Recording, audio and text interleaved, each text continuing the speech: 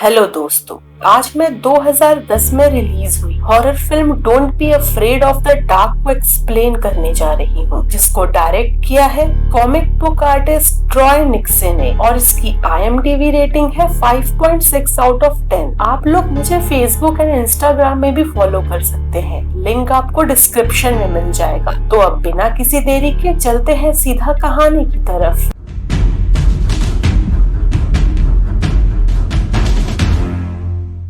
कहानी की शुरुआत होती है 19th सेंचुरी में रॉड आइलैंड के प्रोविडेंस कंट्री के ब्लैकवुड मैनर में, जहां renowned wild life painter Lord Blackwood अपने हाउसकीपर को बेसमेंट में बुलाते हैं और ना चाहते हुए भी उसे मौत के घाट उतार देते हैं। उसके बाद वो उस हाउसकीपर के और खुद के दांत निकाल के एक ओल्ड फायर प्लेस के अंदर एक ऐश पिट में मिस्टीरियस क्रिएचर्स को ऑफर करते हैं, but creatures reject his offer and demand only the teeth of children. Blackwood उनसे अपने किडनैप बेटे को वापस देने के लिए भीख मांगते हैं, पर वो भी उन क्रिएचर्स द्वारा उस ऐश पिट में घसीट लिए जाते हैं। कहानी प्रेजेंट में आती है, जहां 8 years old शैली हर्स्ट अपने फादर एलेक्स और उनकी गर्लफ्रेंड किम के साथ रहने के लिए रॉड आइलैंड में आती है। Alex and Kim Blackwood manner को अपने क्लाइंट्स के लिए मार्केट में लाने के लिए रिस्टोरिंग का काम कर रहे थे। शैली अपने मदर के वजह से डिप्रेस थी, जिन्होंने उसे फोर्सफुली उसके फादर एलेक्स के पास रहने को भेजा था और उसे बहुत सारे डिप्रेशन के मेडिसिन भी दिए थे ताकि शैली काम रह सके। हमें पता चलता है कि शैली किम को बिल्कुल पसंद नहीं करती थी,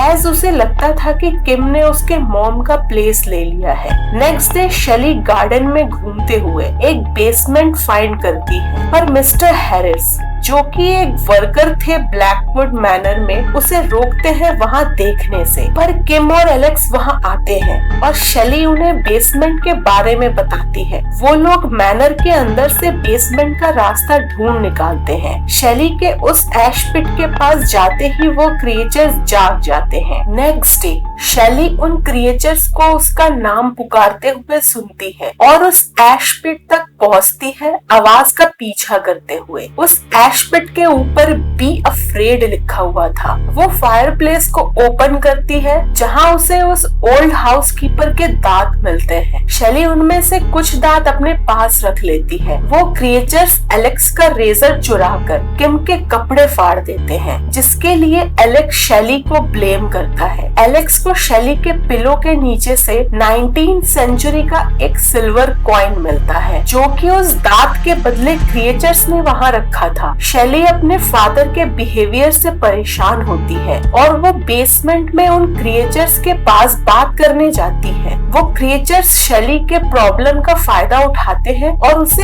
एलेक्स एंड किम के खिलाफ भड़काते हैं और उससे दोस्ती करने को कहते हैं, पर मिस्टर हैरिस वहां आके शैली को वहां से दूर भेजते हैं और उस फायर प्लेस को सील करने की कोशिश करते हैं, पर वो क्रिएचर्स मिस्टर हैरिस को घायल कर देते हैं, जिसके वजह से वो हॉस्पिटलाइज्ड हो जाते हैं। इन सब से शैली बहुत डर जाती है। किम को शैली के बातों से थोड़ा डाउट होता है, जहां एलेक्स शैली पे भरोसा ही नहीं करना चाहता था। किम सच्चाई जानने के लिए मिस्टर हैरिस को हॉस्पिटल में विजिट करती है। वो किम को unpublished art work of Lord Blackwood को लोकल लाइब्रेरी में फाइंड करने को कहते हैं। लाइब्रेरियन किम को उस आर्ट वर्क के बारे में बताता है कि ये book tooth Pheri kind of creatures पे है, जो बच्चों के दांत और हड्डियों पे फीड करते हैं और ये कभी कभी कुछ इंसानों को अपने जैसे ही ट्रांसफॉर्म कर लेते हैं। यह क्रिएचर्स डार्क में ही बाहर आते हैं। बच्चों के दांत के बदले ये क्रिएचर्स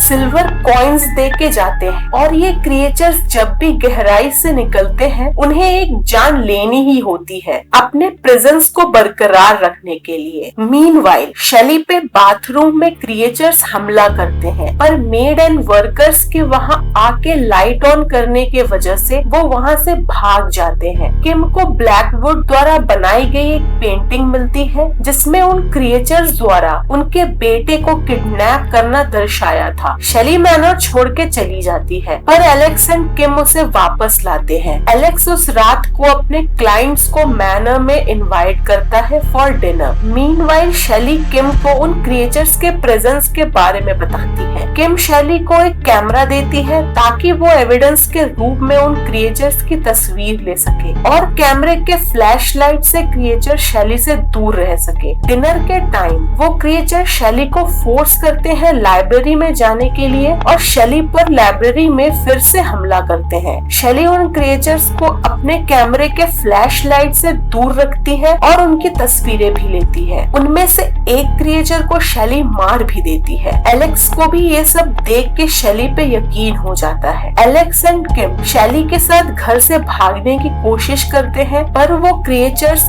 एलेक्स और किम को बेहोश करने में कामयाब होते हैं और शेली को बांधकर घसीटते हुए बेसमेंट में ले जाने लगते हैं। पर किम को होश आ जाता है और वो शेली की रस्सियां काट देती है पर उस रस्सी में किम का पैर फंस जाता है और उसके दोनों पैर बुरी तरह से टूट जाते हैं। क्रिएचर्स किम को अपने साथ ऐश पिट में ले जाते हैं। शेली एक क्रिएचर को कुचल के मार देती है। तब तक एलेक्स भी वहाँ आ जाता है और वो दोनों किम के लॉस पे शोक मनाते हैं। Sometimes later Alex and Shelley manner में आते हैं किम को एक ड्राइंग देने। उनके जाने के बाद वो ड्राइंग ऐश पिट के अंदर उन क्रिएचर्स द्वारा ले लिया जाता है पर वो फायर प्लेस अब सील होता है और क्रिएचर्स दोबारा बाहर आने की प्लानिंग करते हैं पर ट्रांसफॉर्म्ड किम उन्हें इंतजार करने को और छिपे रहने को कहती है क्योंकि वो हमेशा इस दुनिया में रहेंगे। जब वो उनके बारे में भूल जाएंगे तो वे वापस आएंगे और कहानी यहीं पे खत्म हो जाती है। दोस्तों ऐसे ही वीडियोस देखने के लिए और स्टोरीज को जानने के लिए वीडियो को लाइक करें, शेयर करें और आप लोगों को ये वीडियो कैसा लगा कमेंट करिए और मेरे चैनल को सब्सक्राइब करिए। मिलते हैं अगले वीडियो में, तब तक के लिए बाय बाय।